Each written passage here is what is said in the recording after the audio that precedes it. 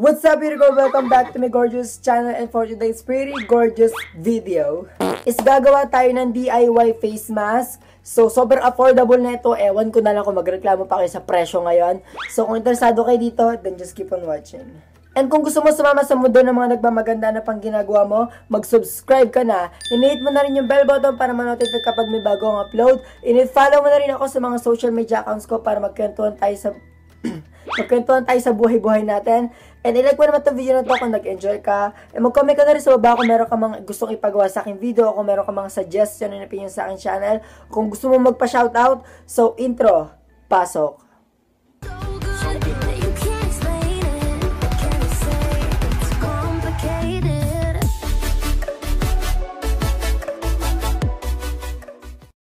Shout out tayo na! Sinashoutout ko nga pala si Singumban, si Milernera, I love you too. Tsaka si Ayesha Pakala Montefalco, si Sage Min, I love you too. Si Julie Ashley, I love you too girl. At saka si Kakay Dolduco, I love you too. Si May Mirazol, si Ruby Salting o si Ruby Grace. Tapos si Ashley Torres, si Nicole Ashley Torres, I love you too. Si Jason. Tapos si Nicole Tibay, I love you more. And si Porsche Capuno. And si Micaela Magno. And tapos si Jane Louisa Broses.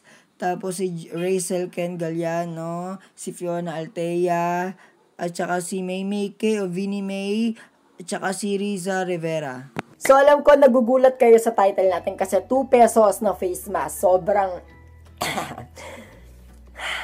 So, 2 pesos nga lang talaga siya, and sobrang, di ko alam kung bakit ko siya ginagawa. And kasi nag-research kasi ako about sa mga skin, mga benefits, mga ganyan, skincare, mga chuchu, kabaklaan, gano'n, sa internet. And nakakita ako doon na merong benefits yung kape. So, alam nyo na. So, kape yung gagawin natin face mask. Ito yung Nescafe Classic.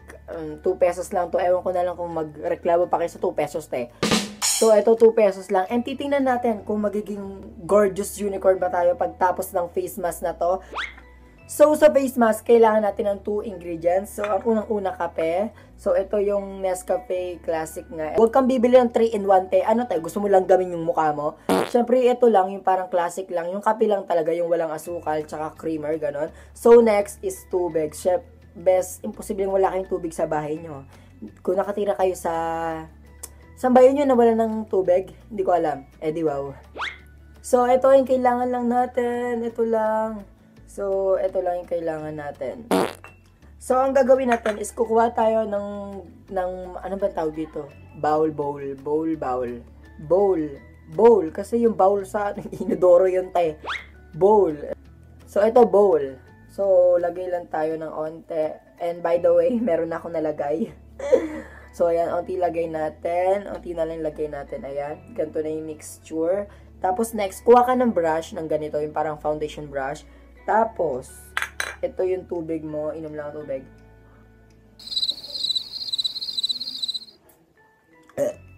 So, di ba, kuha kang ganyan. Tapos, ganyan-ganyan mo sa ano. Yan, ganyan-ganyan mo lang. Parang patak-patak lang. Kasi mas mababalance mo dito. Patak is life. So, kailangan yung mixture natin hindi masyadong malabnaw. Kailangan thick siya, thick. So, kailangan thick siya, yung medyo makapal-kapal yung consistency para mas maganda yung mask natin. Kasi, ang pangal kapag watery. So, i-blend lang natin. Ayan, i-blend lang natin. So, by the way, walang nakalagay sa mukha ko ngayon as in bare face yan. Kung makikita nyo, ayan, mukha kong tae, diba? Mukha kong tae talaga. So, tingnan natin kung titigyawatin ba ako dito or kabaklaan. So, tingnan natin. So, ganito na yung naging mixture niya. Yung parang mabula-bula na ewan. Ayan. Baka matapon eh. Ito yung mixture niya, oh.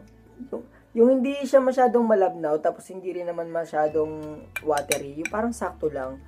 Ayan, kuha lang tayo. Tapos, lagyan na natin sa mukha natin. So, ayan, maglagay na tayo kasi ang dami-dami ko nang sinasabi. Di wow.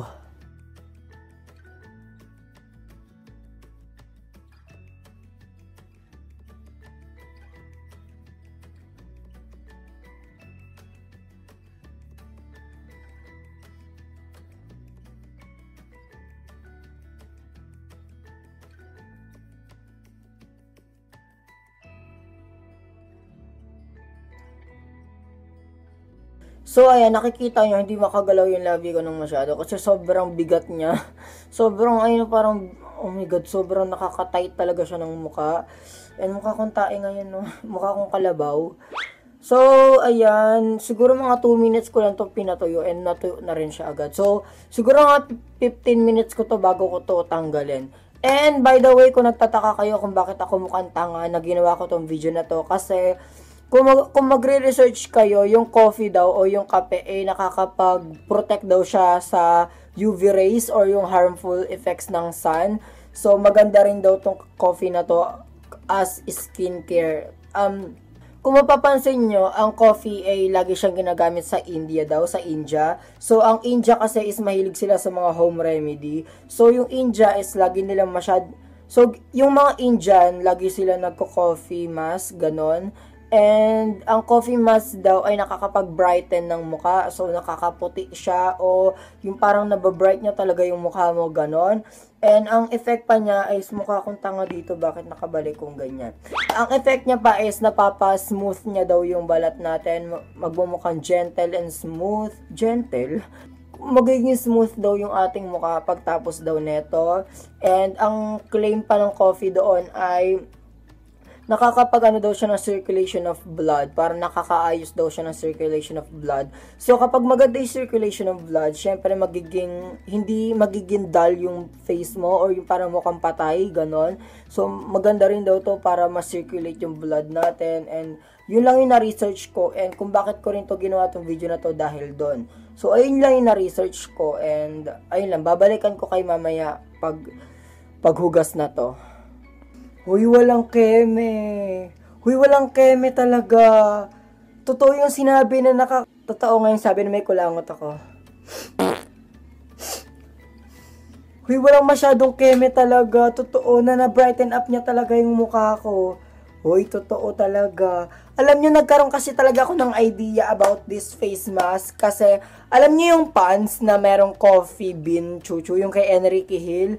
So, doon na pumasok yung content ko na to na parang, oh my god, pwede naman pala maging face mask yung kape. So, try natin sa 2 pesos na kape talaga, diba? Tingnan natin kung nakaka-gorgeous unicorn pa talaga yung kape na yan. So, ayan o, feel ko talaga nag-brighten up talaga siya.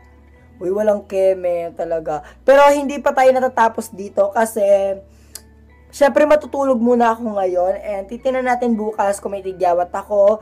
Kung wala akong tigyawat bukas, ibig sabihin no, naging okay naman siya. And by the way, disclaimer lang, kung masyadong sensitive yung skin nyo, wag nyo siyang itry kasi baka hindi kayo maging gorgeous unicorn, baka maging construction worker kayo, di ba, kapag dumami yung tigyawat nyo. Eh, di wow. So, kailangan natin i-check muna sa doctor or sa mga, ano man tawag doon? Sa mga skin dermatologist, yon. Kailangan muna natin siyang itanong sa kanila about this, kung masyadong sensitive yung skin mo. Pero kung katulad ko kayo na walang inaatrasang laban sa buhay, walang inaatrasan, eh di wow. So, ito na yung kinabukasan ng 2 pesos face mask and kukuha lang ako ng salamin. So, kung titingnan ko dito sa aking salamin, ayan, okay naman siya kasi hindi naman ako tinigyawat. Alam mo yung parang na-brighten up niya lang talaga yung skin ko. Yung parang wala naman siya nadagdag masyado. Parang okay lang naman siya itry. Pero para sa akin, okay lang. Parang hindi naman siya pangit, hindi naman siya maganda. O, hindi naman siya pangit, pero hindi naman yung ganon. Hindi siya nakakaganong effect yung face mask na to. OA, diba? Eh, di wow. Pero wala naman siya yung parang special effect. Meron siyang effect, which is the brighten up niya talaga yung skin natin. Pero, feeling ko in terms of pagtatanggal ng pimples, parang hindi siya, by the way, kung may makikita kayo dito, hindi to tigyawat. Ano yan, na ganun ko yan. Parang ano ba yun? Para siyang bootleg, tas na ganun ko kaninang umaga. Tas ayun na, hindi na siya nanggigil ako. Nanggigil talaga ako. So, ayan, kung makikita nyo, huwag nyo na to pansinin kasi hindi naman talaga yun yung hindi naman nag-cause yung kape dahil dito. Talagang parang naganyan ko kasi talaga yan kaya namula and parang namaga ganyan. So, if meron kayong lakad kinabukasan, gawin nyo ngayong gabi yung face mask para kinabukasan medyo brighten up yung skin nyo. Parang ganon. Yung parang Yung parang hindi siya mukhang patay. Ganon yung nagagawa niya. Parang nabubuhay niya yung skin mo. Ganon. Para sa akin, itatry ko pa ba siya ulit? Siguro hindi na. Kasi parang wala naman ako masyadong nakitang effect. Parang kaartihan lang, kabaklaan, ganon. Parang napakawalang kwenta ng DIY face mask na to. Hindi ko alam kung bakit nyo to kinilik tong video na to. Pero walang kwenta talaga tong video na to. Di wow. That's it, Unicorn. Sana nag-enjoy. Aray, nakagat ko yung ano ko. Aray ko po. Char. Ang sakit, nakagat ko yung dito ko. Yung parang gano'n. Gumanon. Oh my God. And that's it, Unicorn. Sana nag-enjoy kayo sa ating video. Bye-bye, Unicorn. Bye-bye.